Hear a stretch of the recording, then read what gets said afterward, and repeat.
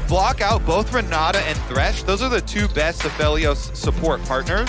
They could just double ban Hylissang here if they feel like his Thresh also deserves it. Meiko, of course, had an amazing one. Yeah, certainly did. A big part of the reason that Jensen wasn't able to play in the mid lane were those roams from JJ and as well.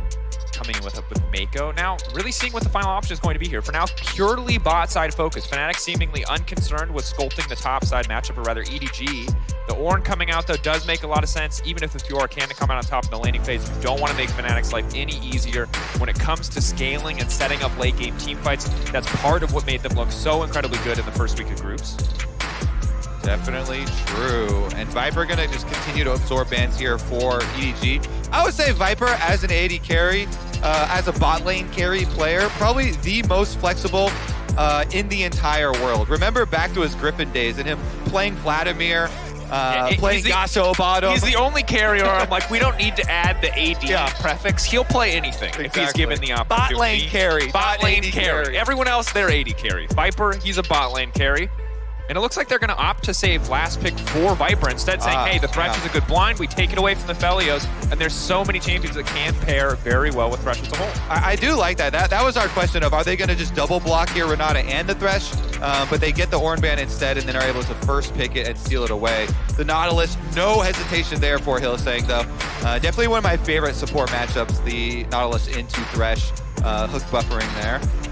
What is the option going to be for Viper here? Are they willing to take the back foot? Maybe try to match some scaling with scaling? Jinx, certainly a strong pick. Has a lot of the same synergies that Aphelios does with the Thresh. The extra safety of the Lantern, fantastic against a champ like the Gragas or the Nautilus. And the early stages of the lane phase, still quite good with the champ, even after Jinx taking some nerfs. Still, the Rockets early on, definitely allowing them to go for that 2v2. I definitely expect, though, JJ to play off the solo lanes early in this matchup. Sejuani plus the double melee solo laners here. See if they can, burn Victor Flash, look for more repeat ganks. And for the side of Fnatic, a must-win game here. They need to win this game to push it and see if they can get their tiebreaker versus EDG to get out. Dude, if they want to go for the dive, it would be risky, but they do want it. Now the Ignite already ticking down. Viper taking so much damage, but they're already gonna get first blood. Can they get one back in return? So far, just a 1-for-1 first blood in favor of EDG, but ultimately losing so much CS as the wave crashes into tower. Ooh, that was a good play there from Meiko, allowing them to get the kill. JJ, though, is on the attack. Humanoid. Not backing up, has now been locked up. 1, 2 on the stacks. Now looking for 3, 4, the stun, the gravity field there, and it is not enough. Scout finding the kill. And the patience there. At the end of the day, taking into account the first blood. Yeah. So good hook there initially onto Viper. Then the Flay gets him some distance and it makes that sure that it's going to be a 1-for-1. The first blood is achieved by EDG, but it did go down to Meiko, him getting the last hit there. So that is a good point. At least that money going over to the Thresh, one of the champs that can least utilize it. And this is what I'm talking about. Because he goes with the Arctic Assault Flash there, guaranteeing he gets the damage positive trade onto Scout. Very good for the Victor. Should allow him to finish up with some more farming. JJ, though. JJ stepping forward. Hylissang going to get the hook out to safety. That's going to be big. The root now responding. Razor coming in as well. Upset, red-white, ready to fight, will lock up Meiko, that's gonna be big. Good damage now coming in, JJ trying to turn and burn the lockup, the stun coming in, Upset, cleansing out to safety, he can do so much damage if he's given time to trade, but he will not be given any time whatsoever. EDG pushing in, taking another kill back. Oh, it's the aggressive. JJ waits so patiently, and Fnatic, they think they can turn this back after Hylissang gets out. Yeah, there it is. They try and control where the Lantern, but JJ had already clicked on it, so he's out. And then Razor jumps in. As soon as they get the hook onto Meiko, he flashes out, and they've got these Sejuani stuns, stacking them up so quickly. Meiko hits another death sentence, forcing the cleanse, so Upset knows he's gonna have to flash out of there and back to mid. Hylissang 1v1ing enemy mid laner as so individually squishy here. They can just go for the commit. Spider not his way out to safety for now. EDG not willing to commit any greater cooldowns. Yeah, pretty good battle ward status there for Hilly. He knows Upset is the target. Everybody's coming for my Aphelios, so he goes out, he gets some vision. He uses his anchor to be able to get himself out as well, but they're sticking around for EDG. They're committing to this. The flash is coming up so soon for Upset. Razor JJ waiting in the jungle immediately and trying to get the fight kicked off. A lot of burst damage is going on to Hylissang. He's so squishy. The Jinx ult now comes out. He can't even get another passive down. 3-man knockup. The follow-up coming in. Infernum not doing nearly enough damage. EDG. It's a double percent 20. It's the killer pig. The Poro Riders getting rich, Daniel. And side and retaining positioning here on the control ward, the patience, and then all he does, he blocks Razork. As Hilly goes in, it's just a flay in from Meiko with the Ignite on. Viper's able to burst him down, and EDG again defend the 3v3 bottom, turning up in a EDG again collapsing. Upset good guns for a fight in an extended exchange. But the Lantern comes out, stops any follow-up. Or are they going to overcommit to Hylissang? Upset good all, but it does not matter. EDG cutting down members of Fnatic left and right. Razork running out, has his 10-pass presence, but Scout's not done yet. He doesn't want to wait for that level 11. Trying to finish it. There it goes. The blast cone brings it back. The knockup coming in as well. Oh, they desperately need something back here. Ulti going to be blocked. Razork flashing out to safety. At least one member will walk away. Humanoid off to the side. Upset, they need to turn. They need to get something back for this. EDG burning so many summoners. Overextending just a bit, but they will not lose anyone on the escape. Oh my goodness, the bottom lane chasing them out, not giving over the extra kill. It's so scary though. Being around the tower as it goes down, look at Viper, gets excited on the Jinx as Hilly hooks into the wall, and then it's an easy answer. JJ, he hits him with the Sejuani ultimate into the Meiko hook. It's that chain of CC. This Nautilus is not tanky. And with Viper already excited on the passive, they burn him through. Then the chase over here. It's left and right. Razork over the wall. Going in, can they put a ward on the Lantern? Can they stop this from going through? He's going to stop the knockout on the way out, but now they don't have any more follow-up damage. Viper in trouble. Viper vulnerable, but there's no one else here to punish. And again, it's going to turn. Razork running, sprinting, trying to get out, but it will not happen. Fnatic, every single play they have tried to force this game has just turned in the favor of EDG. Again, it's the EDG defense. Every Fnatic play, they counter, they disengage, they use the Thresh Lantern to get whoever out as the primary target, and these ways. Certainly the case. We take a look back at this play.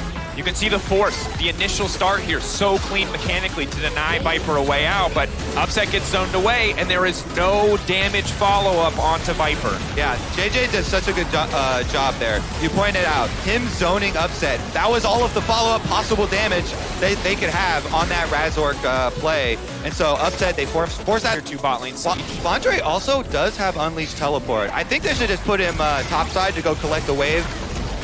Oh, knock back, Viper caught out, but again, there's just no follow-up. They just cannot finish a kill. So many little moments that could be something more, but EDG relentless in their push forward. Keeping the pressure on, they break the tier 2. Every attempt to Dracos gets swapped.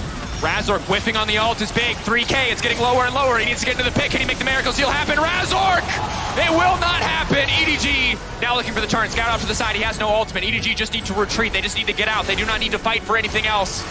And so far, no one will fall. All 5 members of EDG walk. Really doing all of the setup work here. Certainly the case. Hook goes in. Hook not quite going to connect. They pull him back under tower. Meiko now going to get cut down. Finally, Fnatic getting something in exchange.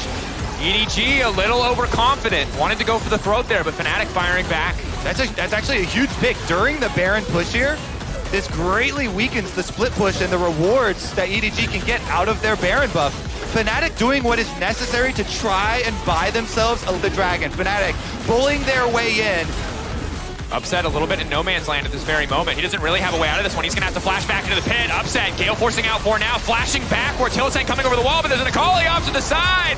Oh, they are not the best bodyguards. They cannot protect their AD carry. A single misposition, and now Fnatic are falling apart at the seams. EDG tearing through them effortlessly, taking down Fnatic in the fight, grabbing the dragon, taking every single thing that they want. Flandre teleports in. The vision control for EDG will do it. They rip Fnatic to shreds on the recall. Can't even get that as it times out.